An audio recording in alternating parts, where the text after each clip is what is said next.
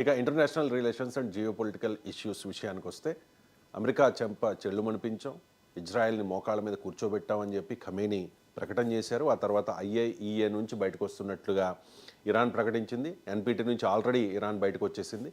ఎలా అర్థం చేసుకోవాలి ఎంజీ రావు గారు? ఒకవైపు అణు ఒప్పందం చేసుకోవాలి, తప్పనిసరిగా చేసుకోకపోతే ఎట్టి పరిస్థితుల్లోనూ కుదరదు అని చెప్పి అమెరికా హెచ్చరిస్తున్న నేపథ్యంలో ఇరాన్ వేస్తున్న స్టెప్స్ అంటే న్యూక్లియర్ బాంబ్ తయారు చేసే దిశగా ఇరాన్ వెళుతోందా?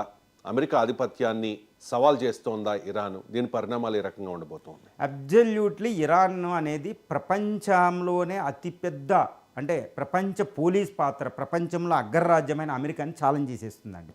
యుద్ధానికి ముందు కూడా ఇంత ఛాలెంజ్ చేయలేదు. ఎందుకంటే యుద్ధంలో 12 రోజుల యుద్ధం జరిగితే ఇందులో మనకి ఏంటంటే ఇజ్రాయెలు అమెరికా కలిపి ప్రపంచంలో అతి శక్తివంతమైన మోడర్న్ వెపన్తో B2 బాంబర్లో స్పిరిట్ బాంబర్లతో అన్ని కర్మాగారాలు నాశనం చేసేసాం, అన్నీ చేసామని చెప్పుకుంటున్నారు. ఈ యుద్ధంలో మాదే గెలిపని అక్కడ ఇజ్రాయెల్ చెప్పుకుంటుంది, అమెరికా అధ్యక్షుడు డొనాల్డ్ ట్రంప్ చెప్తున్నారు. ఈ పరిస్థితుల్లో ఇరాన్ ఏం చేస్తుందంటే మేము అంతకుముందు ఉన్న ఐఏఈఏ నుంచి కూడా బయటకు వస్తున్నాం. ఏది ఇంటర్నేషనల్ ఆటమిక్ ఎనర్జీ ఏజెన్సీలో నుంచి కూడా బయటకు వస్తున్నాం. 1957లో అది పెట్టడం జరిగింది. యుఎన్ యొక్క అనుబంధ సంస్థ జెనీవాలో ఉంటుంది. దాంట్లో 180 దేశాలు సభ్య దేశాలుగా ఉంటాయి అన్నమాట. ఇందులో నుంచి బయటకు వస్తున్నామని తన ఇరాన్ పార్లమెంట్ మజ్లిస్ ప్రపోజ్ చేస్తే దాని గార్డియన్ కౌన్సిల్ అనేది కూడా ఆమోదించింది. అంటే ఐఏని తరిమేయడం ఇరాన్ నుంచి. ఐఏఈ అబ్జర్వేషన్లోనే అన్ని రియాక్టర్ల దగ్గర అబ్జర్వర్స్ ఉంటారు.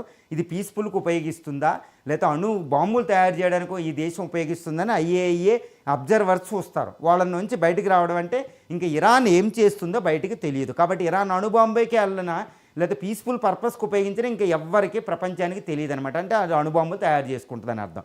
రెండోది, కొన్ని రోజుల క్రితం NPT nuclear non proliferation treaty నుంచి కూడా బయటకు వస్తుంది. నాన్ ప్రొలిఫరేషన్ ట్రీటీ అంటే అందులో ఏంటంటే సుమారు 40 అణు రియాక్టర్లు ఉన్న దేశాలు అందులో సభ్యులుగా ఉంటాయి అన్నమాట.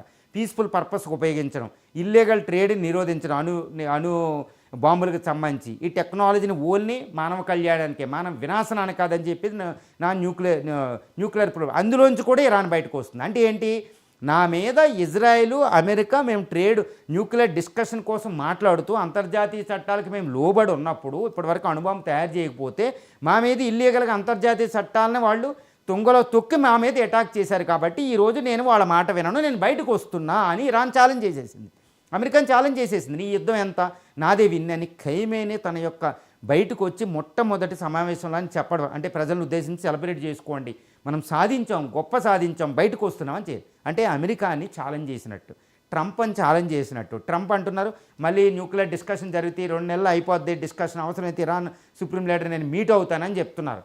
ఇప్పుడు ఇరాన్ ఏం చేస్తుంది, నిన్ను మీట్ అయ్యేది ఏంటి, నేను అవసరం లేదు, నేను ఎందులోనూ ఉండనని ఆయన చెప్తున్నారు. అంటే ఏంటి, ఇరాన్ అణుబాంబుకి వెళ్ళిపోతుంది. అంటే ఇప్పుడు ప్రాబ్లం ఏంటి, అమెరికా ఆధిపత్యాన్ని ఛాలెంజ్ చేసింది కాబట్టి ఇప్పుడు అమెరికా మళ్ళీ అటాక్ చేస్తుందా ఇరాన్ మీద? అది one of the biggest issue అండి.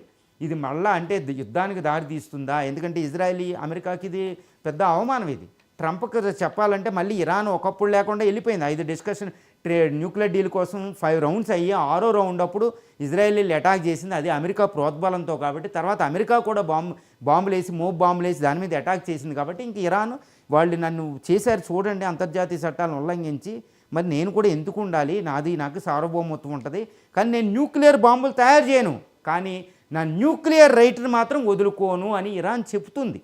కాబట్టి ఇప్పుడు న్యూక్లియర్ బాంబులు తయారు చేసిన తర్వాత విషయం దానికి ఒక స్టాండ్ దొరికింది కాబట్టి బయటకు వస్తుంది. ఇప్పుడు ట్రంప్ ఎలా ప్రతిస్పందిస్తారు? మళ్ళీ యుద్ధానికి వెళ్తారా? 400 కేజీలు యురేనియం కూడా మిస్ అయింది, 400 కేజీలు పట్టుకుంటారా? మొసాద్ మళ్ళీ దిగుతుందా? ఇది మళ్ళీ అంటే యుద్ధం ఇంకా మళ్ళీ పశ్చిమాసియాలో రగులుతుందా అనేది ఒక పెద్ద శాస ప్రశ్నగా మిగిలిపోయింది. అంతర్జాతీయ సమాజం ఆందోళన చెందుతుంది. మరోవైపు ఇరాన్ ప్రకటించింది 700 మంది